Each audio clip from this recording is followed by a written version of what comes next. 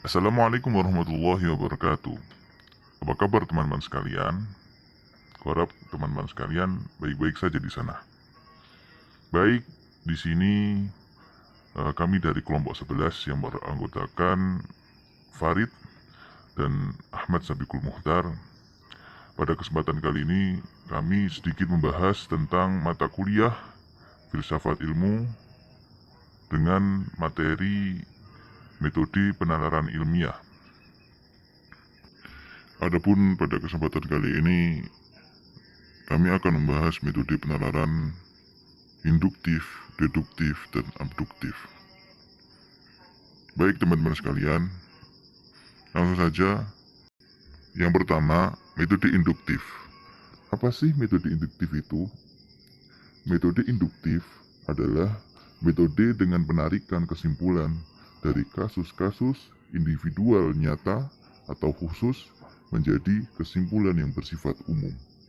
Atau lebih jelasnya, suatu proses berpikir untuk menyatakan atau menyimpulkan suatu kebenaran yang dilakukan berdasarkan pada titik tolak hal-hal yang bersifat khusus, kemudian dari hal-hal yang bertitik tolak pada hal-hal yang khusus tersebut, kemudian ditarik suatu kesimpulan kebenaran yang sifatnya umum atau universal.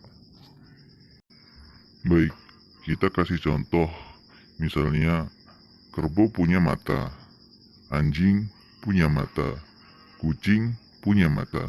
Maka kita bisa tarik kesimpulannya bahwa setiap hewan mempunyai mata. Jadi penalaran induktif membutuhkan banyak sampel untuk mempertinggi tingkat ketelitian premis yang diangkat. Untuk itu, penalaran induktif erat dengan pengumpulan data dan statistik. Baik, yang kedua adalah metode deduktif. Apa itu metode deduktif? Metode deduktif kebalikan dari metode induktif, atau suatu kerangka atau cara berpikir yang bertolak dari sebuah asumsi atau pernyataan yang bersifat umum untuk mencapai sebuah kesimpulan yang bermakna lebih khusus. Apabila tadi kita sudah membahas metode induktif yang bersifat khusus ke umum, maka metode deduktif ini kebalikannya dari yang bersifat umum ke sifat khusus. Kita kasih contoh, misalnya semua ikan berdarah dingin. Maka dengan metode deduktif menjadi sebagian yang berdarah dingin adalah ikan. Jadikan hewan-hewan itu kan tidak semua berdarah dingin, tapi semua ikan itu berdarah dingin. Dan sebagian hewan yang berdarah dingin adalah ikan. Baik, yang selanjutnya adalah metode abduktif. Apa yang dimaksud metode abduktif?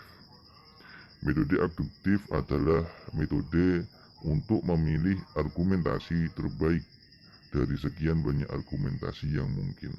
Sebab itu abduksi sering disebut dengan sebagai argumentasi menuju penjelasan terbaik.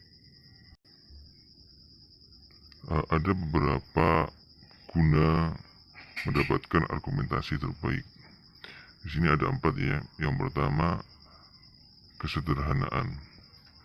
Sebisa mungkin pilih penjelasan yang tidak rumit. Penjelasan yang memerlukan sedikit sekali klaim tentang apa yang ada. Penjelasan yang tidak bersandar perkara yang melampaui bukti-bukti yang tersedia. Yang kedua, yaitu koherensi. Sebisa mungkin kita memilih penjelasan yang sesuai dengan apa yang diyakini para ahli tentang dunia. Dan yang ketiga, prediktabilitas. Sebisa mungkin kita memilih penjelasan yang paling banyak menghasilkan prediksi yang dapat disangkal atau diiyakan. Dan yang keempat adalah komprehensi. Sebisa mungkin kita memilih penjelasan yang paling lengkap dan meninggalkan sedikit sekali ketidakjelasan. Itu tadi 4 guna mendapatkan argumentasi terbaik. Oke, Kita kasih contoh, misalnya eh, kita mengetahui bahwa seseorang yang bernama Sam selalu mengendarai mobilnya dengan sangat cepat ketika dia sedang mabuk. Maka pada suatu ketika kita melihat Sam mengendarai mobilnya dengan sangat cepat, maka kita berkesimpulan bahwasanya si Sam tersebut sedang mabuk. Itu contoh dari argumentasi. Baik teman-teman sekalian, itu tadi tiga metode yang bisa kami jelaskan sedikit. Dan untuk kesimpulannya yaitu metode nalar ilmiah adalah penalaran yang memadukan cara berpikir deduktif dengan cara berpikir induktif dan dengan cara berpikir abduktif. Induktif adalah proses berpikir untuk menyatakan atau menyimpulkan suatu kebenaran yang dilakukan berdasarkan titik tolak hal-hal tertentu, kemudian dari hal-hal yang bertitik tolak dari hal-hal khusus tersebut, kemudian ditarik suatu kesimpulan kebenaran yang bersifat umum atau universal. Dan sedangkan penalaran deduktif atau cara berpikir yang dimulai dari pernyataan-pernyataan yang bersifat umum, kemudian menarik kesimpulan yang bersifat khusus. Kemudian penalaran abduktif disimpulkan sebagai suatu metode untuk memilih argumen yang terbaik dari sekian banyak kemungkinan argumen. Dalam pendekatan ilmiah, penalaran disertai dengan hipotesis, kemudian diuji secara induktif, deduktif, dan abduktif untuk mengetahui apakah hasil pengujian mendukung atau tidak mendukung hipotesis yang diajukan untuk membuat kesimpulan. Jadi metode ini berguna untuk pengujian apakah hipotesis ini mendukung atau tidaknya untuk dibuat menjadi sebuah kesimpulan. Mungkin ini yang bisa kami sampaikan. Apabila ada salah kata dari kami atau salah dari materi-materi ini, kami memohon maaf sebesar-besarnya. Untuk teman-teman sekalian, jangan lupa like, komen, dan share. Wassalamualaikum warahmatullahi wabarakatuh.